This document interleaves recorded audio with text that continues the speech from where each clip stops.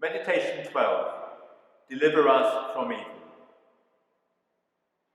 Let me tell you a simple truth. The devil is smarter than us. We always need to be on our guard against our pride, which lets us believe that we will be able to dominate him. So let's see how he operates, so that we can protect ourselves from his attacks and always remain in the serenity of God's grace.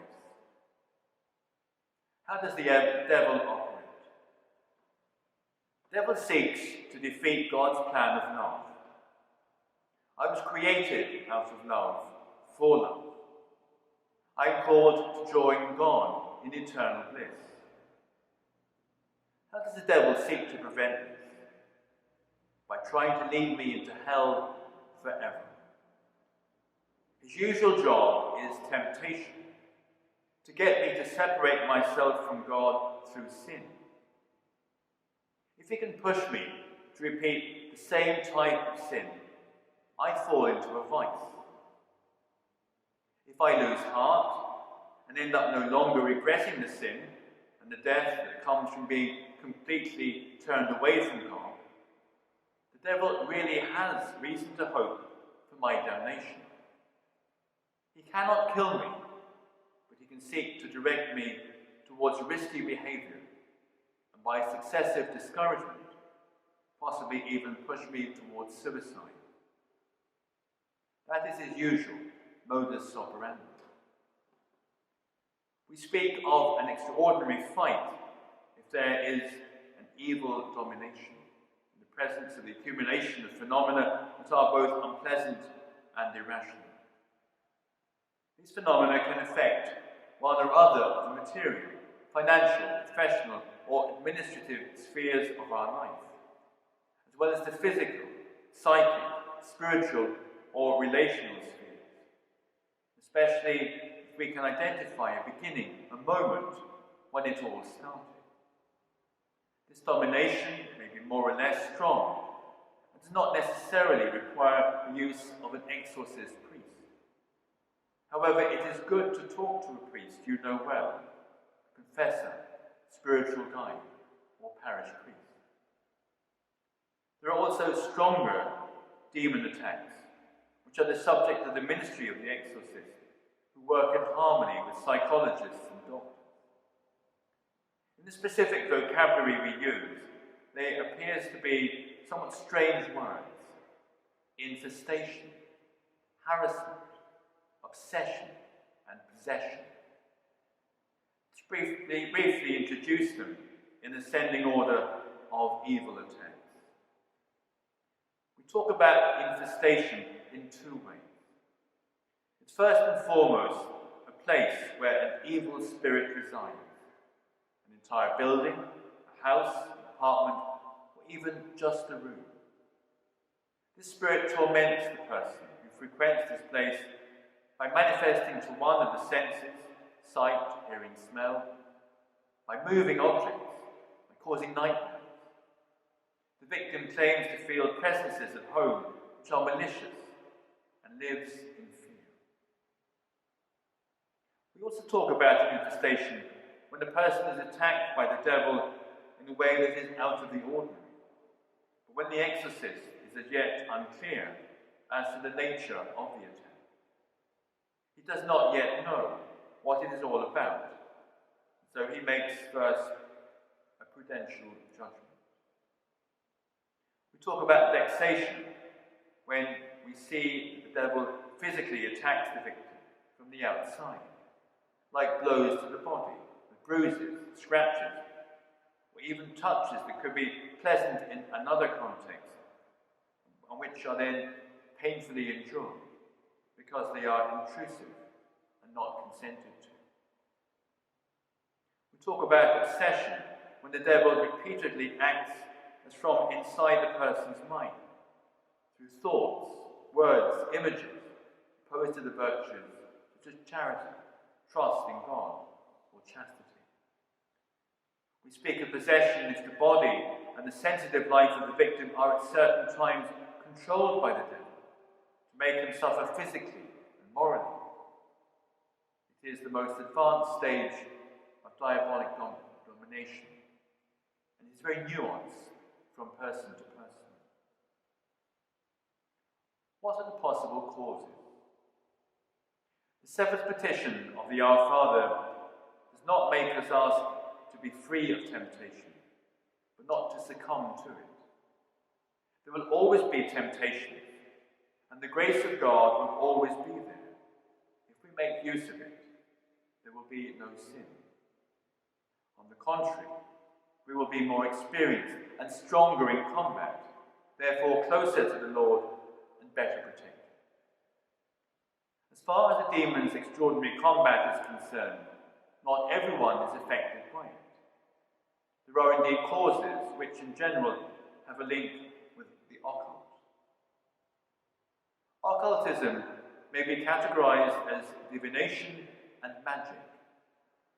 Divination consists in seeking secret information, especially regarding the future, by using hidden powers, spiritualism, clairvoyance, consulting mediums, Ouija boards, automatic writing, tarot cards, and the like.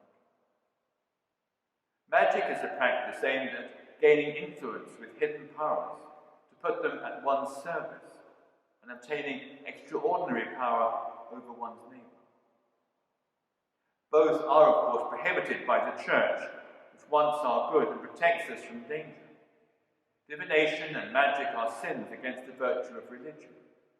One can become involved directly by putting oneself in contact with the occult world, or indirectly by being the victim of a malevolence of others. How can we be released from domination? To deliver us from diabolic domination, God gives us both natural and supernatural means. The Mass, the sacraments, especially confession and communion, reading the Bible, Eucharistic adoration, Marian devotions, in particular the Rosary, sacramentals, blessing of the house, holy water, sign of the cross, litanies of the saints, baptismal renunciations. There's visiting a sanctuary recognized by the Church, like Lourdes or Walsingham, and of course the prayer of deliverance, which any priest can undertake. If it is more serious, you will need to meet an exorcist from the diocese. How can we be well protected? Lead a serious Christian life and avoid anything to do with the occult. Certain occult domains are easily recognizable, whilst others are less so. Notably what's called colloquially white magic, that is to say the domain of strange therapies. For example, hypnotists and fire healers, or even those so-called energy therapies, which appear regularly on the health and well-being market. It's best to ask prudent and well-informed people their views of such approaches. And above all, have great confidence in God. Do not fall into the excessive fear that would make us see the devil everywhere. This happens in certain circles influenced by Pentecostalism. For example, when there is the vice of alcoholism, it is first and foremost because there are repeated sins of alcoholism. It is not a question of imagining that the cause is necessarily a spirit of alcoholism attached to the person, or else the consequence of a hypothetical transgenerational curse, as we hear a little too often these days. You can never pay enough attention to the subtle presence of the devil.